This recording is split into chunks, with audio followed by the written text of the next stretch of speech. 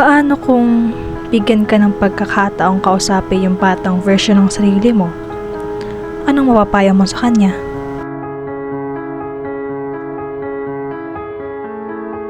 Dear Iska, siguro nagtataka kung bakit ko nga ba sinusulat ito. Mukhang pati ako hindi ko rin alam. Gusto ko lang sabihin na lagi kang magpakatotoo sa sarili mo at huwag kang matatakot na maging ikaw dahil ang pagiging totoo sa iyong sarili ay ang pinakamahalagang bagay na maaari mong gawin sa sarili mo. Alagaan mo yung mga taong nasa paligid mo, yung mga pamilya at mga kaibigan mo, kayamanan mo sila. Pag inaalagaan mo sila, pinapahalagaan mo yung oras na magkakasama kayo, nagiging isang mabuting kaibigan at kapamilya ka. Huwag matakot sa pagkakamali.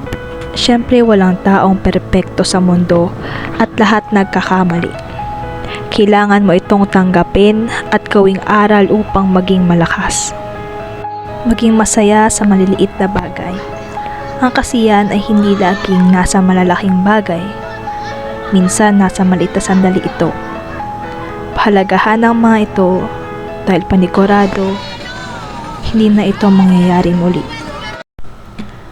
Maging matatag ka sa harap ng mga hamon dahil ang buhay ay puno ng mga ito. Ngunit alam ko na kaya mo itong lagpasan. Lagi kang maging matatag at huwag kang sumuko at lagi magtiwala sa iyong sarili at lagi mong sundin ang iyong mga pangarap. Huwag mong hayaang mawalan ka ng pag-asa sa iyong mga pangarap at sana'y magkaroon ka ng tapang upang sundan ang mga ito kahit ano pa ang mangyari. Para sa batang ako, ang lahat ng ito ay mga payo na magdudulot ng magagandang buhay at masasayang alaala. Huwag kang matatakot sa hinaharap at yakapin ang mga pagkakataon. Sincerely, Me.